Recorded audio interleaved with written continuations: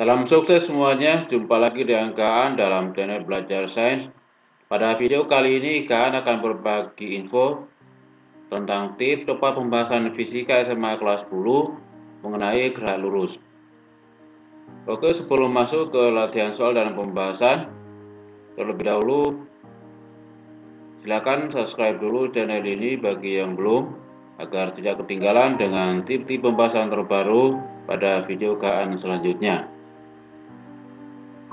Topik yang menjadi pembahasan dalam video ini adalah 5 tipe soal gerak lurus. Yang pertama, gerak pada lintasan mendatar.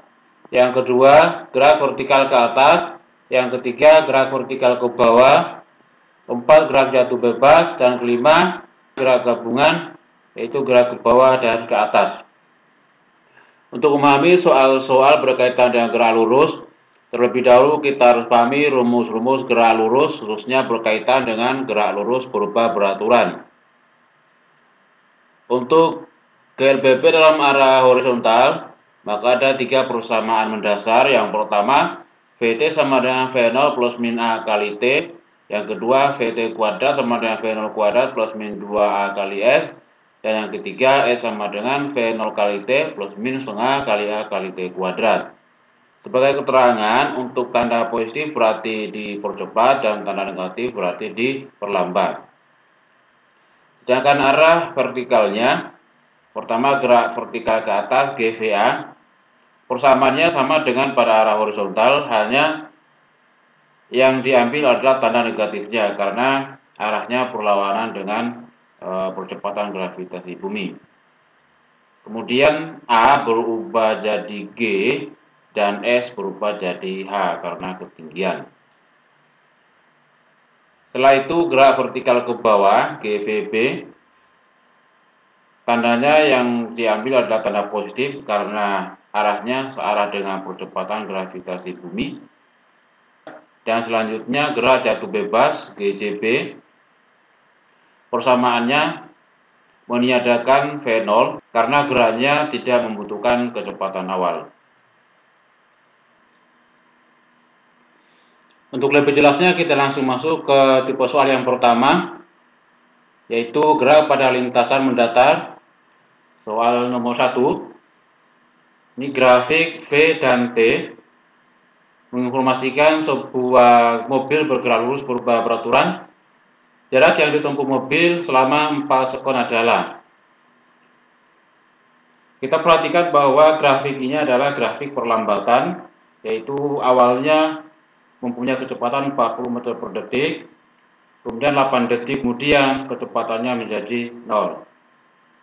Jadi solusi dari soal ini adalah kita hitung percepatannya atau perlambatannya sebesar delta V dibagi delta T. Delta V-nya adalah 40 dikurangi 0 sampai berhenti. 40 dikurangi 0 yaitu 40 dibagi total waktunya 8. Ini sama dengan 5 meter per sekon kuadrat. Selanjutnya kita hitung nilai S-nya, jarak tempuh mobil ini. Dia menggunakan rumus V0 kuadrat dikurangi V kuadrat per 2A. Untuk V0 itu kita anggap 40, sedangkan V-nya kita sesuaikan dengan soal, yaitu pada 4 detik V-nya berapa. Jadi pada T ini 4, maka V-nya ini kira-kira berapa. Kita buat saja perbandingan, kalau 40 meter per sekon maka waktunya 8. Kalau waktunya 4, berarti 8 dibagi 2, 4. Demikian juga ini 40 dibagi 2 berarti 20. Jadi hubungannya 20 meter per sekon dengan 4 detik. Selanjutnya kita masukkan ke persamaan S ini, kita peroleh V0-nya 40 kuadrat dikurangi V-nya berarti 20 kuadrat dibagi 2 kali 5. Di hasilnya 1600 dikurangi 400 per 10 sama dengan 120 meter. Jadi jawabannya adalah C.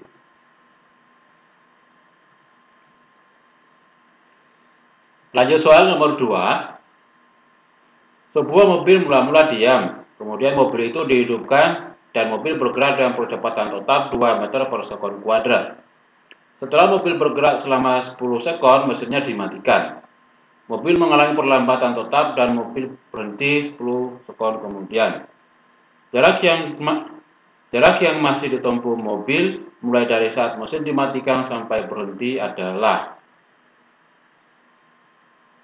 Solusinya kita gambar dulu pergerakan mobil ini seperti ini.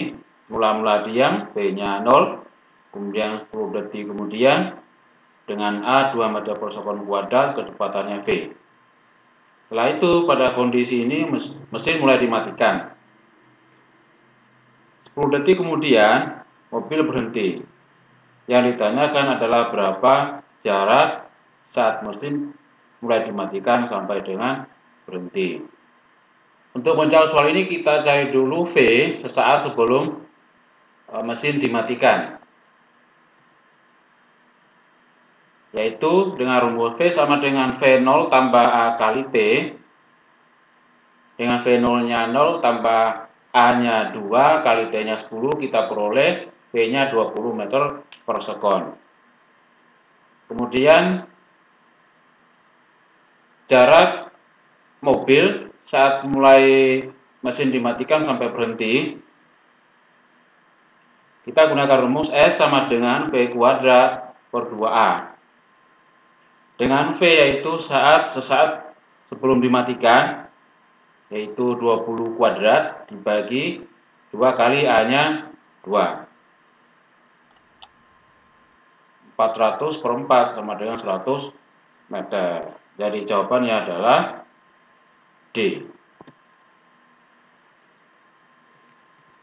Lanjut tipe soal berikutnya, vertikal ke atas. Soal nomor 3. Sebuah bola dilempar vertikal ke atas dengan kecepatan awal 30 meter per sekon. Maka ketinggian maksimum yang dapat dicapai bola jika G sama dengan 9,8 meter per sekon kuadrat adalah. Solusinya kita gunakan rumus GLBB untuk gerak vertikal ke atas, yaitu VT kuadrat sama dengan V0 kuadrat dikurangi 2GH. Kita gunakan rumus ini karena kaitannya adalah dengan ketinggian H dan kecepatan awal V0. Dan demikian untuk kondisi H maksimum, maka VT sama dengan 0. Sehingga rumus ini menjadi H maksimum sama dengan V0 kuadrat dibagi 2G. Masukkan nilainya, V0-nya 30, jadi 30 kuadrat dibagi 2 kali 9,8. Hasilnya 45,92 dibuatkan jadi 46 meter. Jawabannya adalah A. Lanjut lagi tipe soal gerak vertikal ke bawah. Soal nomor 4. Sebuah benda dilempar vertikal ke bawah dari sebuah gedung dengan kelajuan awal 10 meter per sekon dan menyentuh tanah setelah 2 sekon. Kelajuan benda ketika menyentuh tanah adalah G-nya 10 meter per sekon kuadrat. Untuk gerak vertikal ke bawah kita gunakan rumus VT sama dengan V0 ditambah GT. Dengan V0-nya sama dengan 10, G-nya 10 dan T-nya 2, maka kita peroleh hasilnya 30 meter per sekon. Jadi jawabannya adalah B. Lanjut tipe soal berikutnya, gerak jatuh bebas. Soal nomor 5. Sebuah benda 2 kg jatuh bebas dari ketinggian 20 meter di atas tanah. Berapa lama waktu yang diperlukan oleh benda untuk mencapai tanah? G-nya 10 meter per sekon kuadrat. Solusinya untuk gerak jatuh bebas tidak membutuhkan V0, maka kita langsung menggunakan rumus waktu T sama dengan akar 2H per G. Kita masukkan nilai sama dengan T sama dengan akar 2 kali H-nya 20 dibagi 10. Jadi 2 kali 20, 40 bagi 10, 4, berarti T-nya akar 4 sama dengan 2 sekon. Jadi jawabannya adalah E. Lanjut tipe soal berikutnya, gerak ke bawah dan ke atas. Di gabungan antara dua benda yang bergerak ke bawah dan yang bergerak ke atas. Ini soal nomor 6. Bola A dilepaskan dari ketinggian H di atas permukaan tanah. Bersamaan dengan pelepasan bola A, benda B diberi kecepatan vertikal ke atas sebesar V dari permukaan tanah. percepatan gravitasinya G. Agar A dan B mencapai tanah pada saat yang sama, harus dipenuhi hubungan. Solusinya kita gambar dulu arah gerak kedua benda A dan B, seperti ini. Untuk yang B gerak vertikal ke atas, kemudian yang A gerak jatuh bebas. Setelah itu kita gunakan rumus waktu untuk A jatuh bebas, yaitu T akar 2H per G, seperti pada pembahasan sebelumnya. Jadi TA-nya sama akar 2H per G. Kemudian yang TB-nya 2V per G. Jadi untuk gerak vertikal ke atas sampai pada titik puncak, T-nya V per G, V0 per G. Jadi V0, V kecepatan V0. Karena di sini V kecepatan awalnya dianggap V, maka ini kita tulis V per G. Kemudian sampai kembali ke tanah berarti 2 kalinya, jadi 2V per G. Kemudian karena mencapai tanah pada saat yang sama, berarti TA sama dengan TB. Kita gabungkan dua persamaan ini, kita samakan. Akar 2H per G sama dengan 2V per G. Setelah itu, karena di opsi jawaban yang dicari adalah H, maka H sama dengan 2V kuadrat per G. Jadi jawaban yang benar adalah D. Demikian pembahasan soal-soal tentang gerak lurus. Semoga dapat menambah pengetahuan bagi siapapun yang menonton video ini. Dan agar tidak ketinggalan dengan tip-tip pembahasan terbaru dari KAN, silakan untuk subscribe, like, dan share video ini. Sekian, terima kasih, dan salam sukses.